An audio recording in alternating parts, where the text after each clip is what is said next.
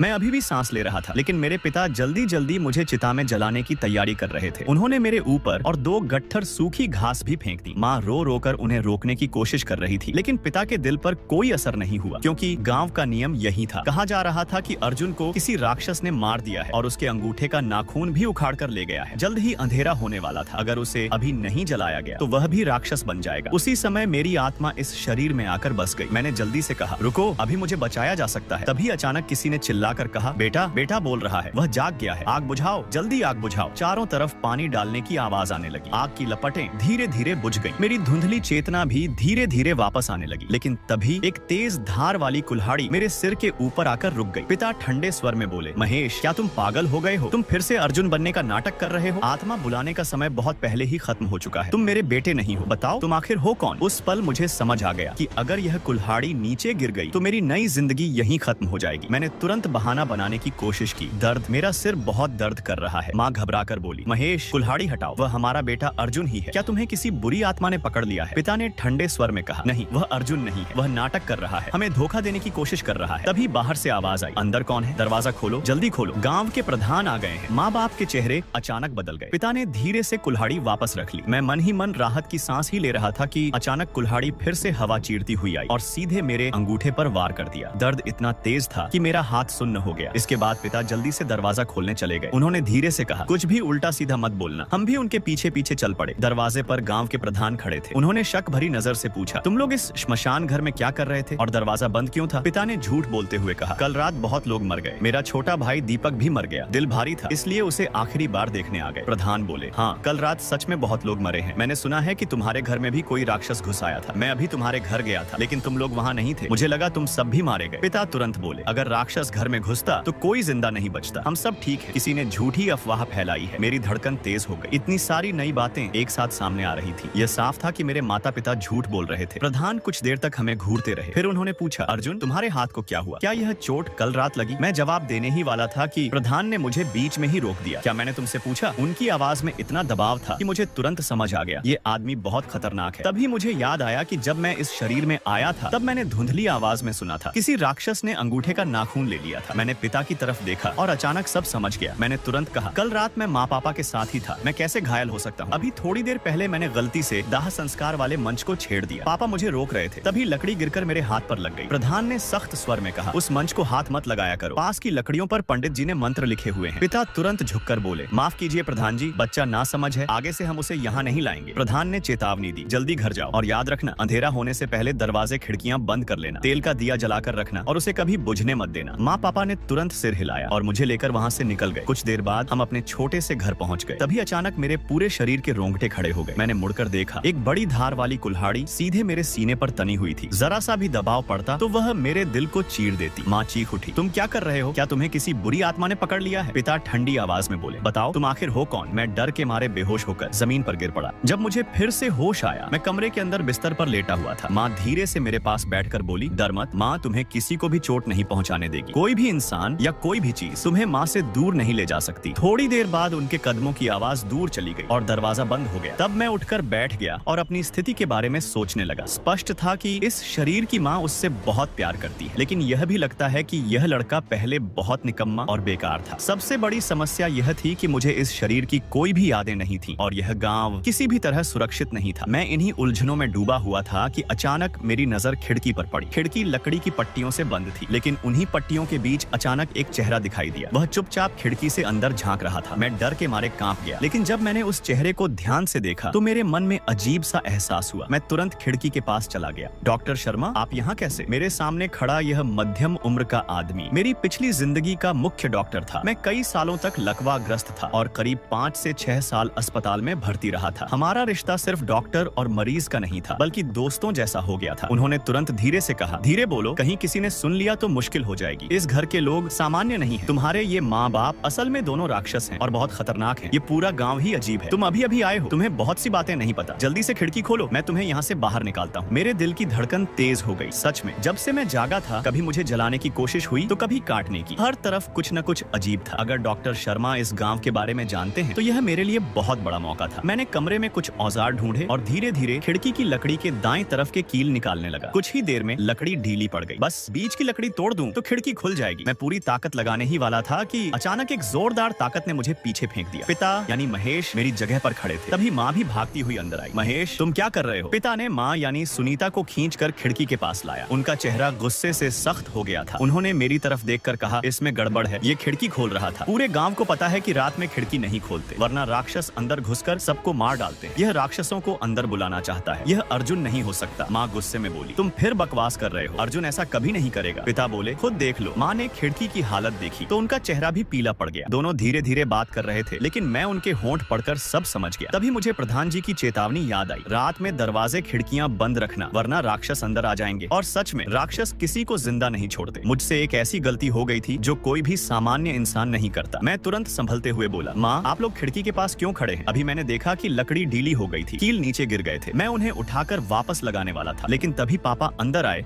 और मुझे धक्का दे दिया। बहुत दर्द हो रहा है। माँ पिता दोनों का चेहरा थोड़ा शांत हो गया। माँ ने चिंता से पूछा, कहीं चोट तो नहीं लगी? मैं बोला, नहीं मैं ठीक हूँ, बस हल्का सा। पिता तुरंत खिड़की को फिर से ठोककर बंद करने लगे। माँ ने गुस्से में कहा, तुम हर बात में शक करते हो। अब देखो बेटे को भी चोट लग गई। पिता ने पलटकर मुझे घूरा। मैं तुरंत बोला, माँ आप पापा को मत डांटो, मैं सच में ठीक हूँ। शायद पापा को डर था कि खिड़की टूट जाएगी। अब सब ठीक है, मुझे भी राहत है। माँ की आंखें भर आईं। वह पिता को लेकर कमरे से बाहर चली गई। दरवाजे के पास पहुंचकर पिता रुक गए और बोले, राक्षस तुम्हारे अंगूठे का नाखून ले गया था। नियम के अनुसार तुम्हें भी राक्षस बन जाना चाहिए था, लेकिन तुम बच गए। इस वजह से लोग तुम पर और ज्यादा शक करेंगे। बहुत सावधान रहना। रात के समय दरवाजे और खिड़की के बाहर कोई इंसान नहीं होता, सिर्फ राक्षस होते हैं। कभी धोखा मत खाना। माँ ने कहा, बस करो, कल रात की बातें बार बार मत दोहराओ। अगर किसी ने सुन लिया तो मुसीबत होगी। हमने दिया जला दिया है, कुछ नहीं होगा। सब कुछ शांत हो गया। तभी अचानक एक ठंडी हवा मेरे चेहरे से टकराई। मैंने तुरंत खिड़की की तरफ देखा। वहाँ एक छोटी सी दरार खुली हुई थी। मैं तुरंत भाग कर गया और खिड़की को कसकर बंद कर दिया। मैं सोचने लगा, अगर खिड़की खुली रह जाए तो राक्षस अंदर आ जाते हैं, लेकिन अभी तो दरार थी, फिर भी कोई अंदर क्यों नहीं आया? क्या इसका मतलब अभी खिड़की के बाहर जो था